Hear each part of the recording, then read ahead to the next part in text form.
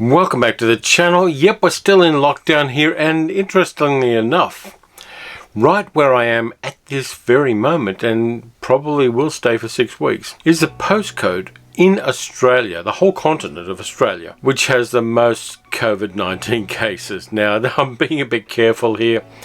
I'm locking myself down. I'm allowed out for at the most 2 hours a day. And so it seemed right to do a World War II movie about a village that's locked down. And this one is a hidden gem from 1942, a movie called Went the Day Well. Now, you might not have heard about it. It was a minor Ealing movie produced during the war as a propaganda piece, directed by Alberto Cavalcanti, who you might remember was the guy who did the creepy ventriloquist dummy part of the 1945 portmanteau horror film Dead of Night. From here on, it's spoilers. There's a reason why I'm telling you about this movie, and there's a reason why I think it's something just that little bit special. It's a story about a village called Bramley End during the war, which is occupied by a bunch of soldiers who are on manoeuvres and take over the town. They bill it out in the various parts of the town, in the vicarage, in the manor house, and a few other different places, while they do army manoeuvres. Only they're not really soldiers, or at least not British ones.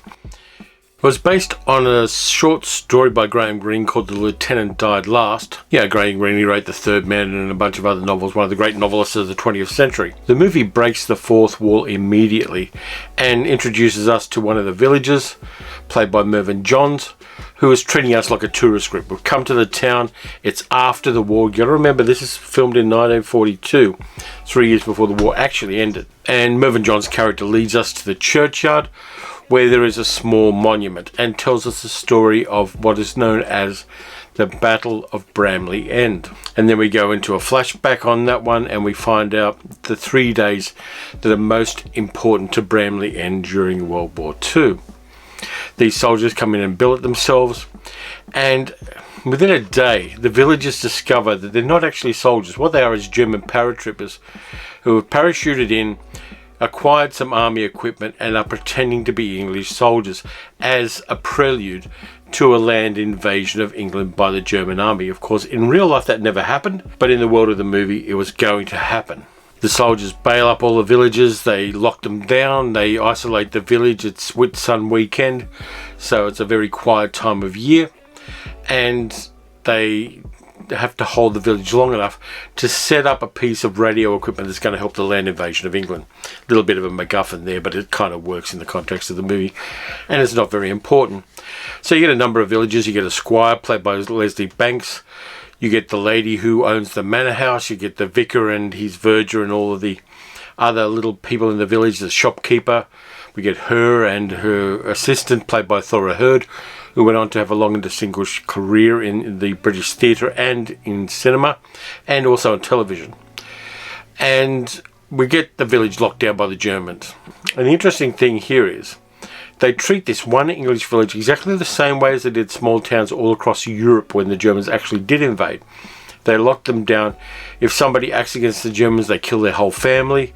All of that stuff is part of this movie, and it's very much laid out in the context of a bucolic English village life. But there's a cuckoo in the nest as well, and again, as I said, spoilers. Leslie Banks' character, who is the squire of the town, and we're very well respected, is actually a secret fifth columnist for the Germans. So there's that tension there. The daughter of the local vicar is kind of infatuated with him. She's played by an actress called Valerie Taylor. And she slowly discovers, through some kind of sly detective work involving a telegram and a bar of chocolate, that these people are actually Germans. And so they bail up everybody.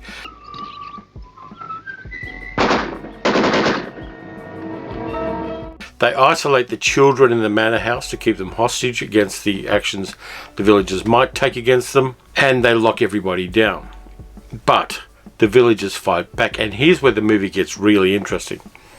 The villagers commit guerrilla warfare against the Germans. There's a little boy who was kind of an apprentice to the local poacher, and knows his way around the bush, and he and the poacher plan for the boy to escape and to alert the nearby villagers of what's going on in Bramley End. There is the posh lady who runs the manor house, who you don't really like because she's kind of posh and stuck up, but she has a great moment of heroic sacrifice in the film, which came on unexpectedly and is not overplayed, but is really, really great. So the villagers slowly take over and acquire some weapons and acquire some knowledge of where the Germans are, and they get somebody to, and the local authorities are alerted. So there ends up being a pitched battle in the town of Bramley End with the villagers, the home guard, and the regular army fighting against this group of Germans. And there are some really interesting ways in which the local villagers fight back. There's a particularly brutal scene with an axe, which I really liked. There are a couple of other scenes where the villagers show their guts and defend their village in quite kind of slightly off camera, but really quite effective ways. And here's my theory about this movie. Now, it was filmed right at the time when they weren't sure which way the war was going to go. The people making this film and the people in the film, when they were making it, didn't quite know whether the Germans were going to win. And that makes for an interesting tension here when you look at it from an historical viewpoint. It really does have that kind of ratcheting up of tension as things progress. Now, here's my theory about the movie, and this isn't backed up by any knowledge at all apart from what I reckon. I reckon Went the Day Well was made as a way of telling people what to do if the Germans invaded. It was, in a sense, an educational movie. Now, I could be totally wrong on this, but it is a propaganda piece. It is a wartime didactic piece of cinema. Now, by the time the movie was actually released, the tide of the war had turned. And so they knew there wasn't going to be a land invasion by the Germans in England. Nonetheless, the movie was kind of successful. It did quite well, but as real life events moved on, it became less and less important in the pantheon of World War II movies. Though there was a poll recently about the top 100 British war films, and this movie gets on there. I like it. I think that given the limitations of the time and the resources that were available to Ealing Studios when it was made in 1942, you got to remember everything was being put into the war effort then.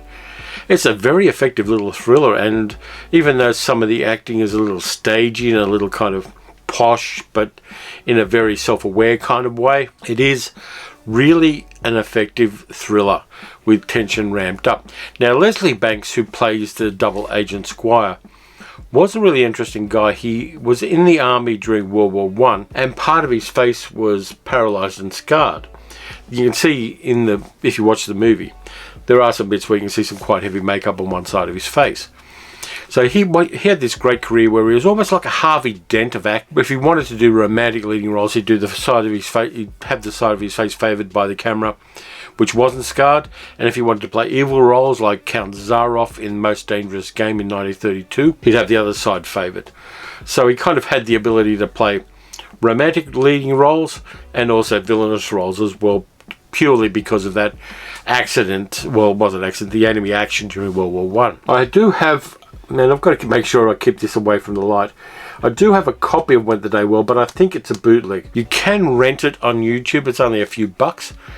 And if you're interested in World War II cinema at all, and you're interested in the way the world was seen by people during World War II and the way that they viewed the war itself, then I definitely recommend that you see this film.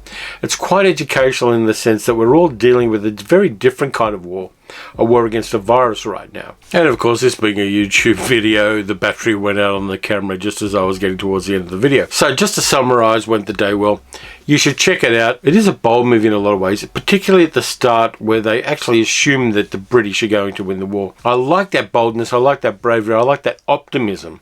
And we can probably learn a little bit from that. It's definitely a hidden gem that you should check out. As I said, it's only a couple of bucks to rent it on YouTube, so you're watching me on YouTube, you might as well pony up a couple of bucks and watch Went the Day Well. I recommend it. Let me know if you've seen it and what you think about it. Like I said, it's a hidden gem and not many people have seen it, but it is a good, honest World War II film. I like the way that they're approached. I like the way Cavalcanti shoots them. and I like some of the characters that the actors give us. That's about it this time around. If you like this video, please consider subscribing and leaving a comment. And if you want to as well, you can support the channel through my Patreon at patreon.com/paleocinema for as little as $1 American a month. In the meantime, look after yourselves. Wear a mask, wash your hands, follow health instructions, and stay the course. We've got this. We'll get through this. You don't want to be one of those Nazis in Bramley End. So thanks for watching. I'll be back soon with another video. I am going to do a 24-hour, but I'm just working out the logistics of that. There are some complications required for me to do a 24-hour viewing marathon again, part of which is getting groceries and things like that during a time when we can only go out once a day to get essential groceries. But I'm going to work through that, and I may have some interesting things to show you when I'm doing that 24-hour marathon. So look after yourselves, and I'll catch you next time.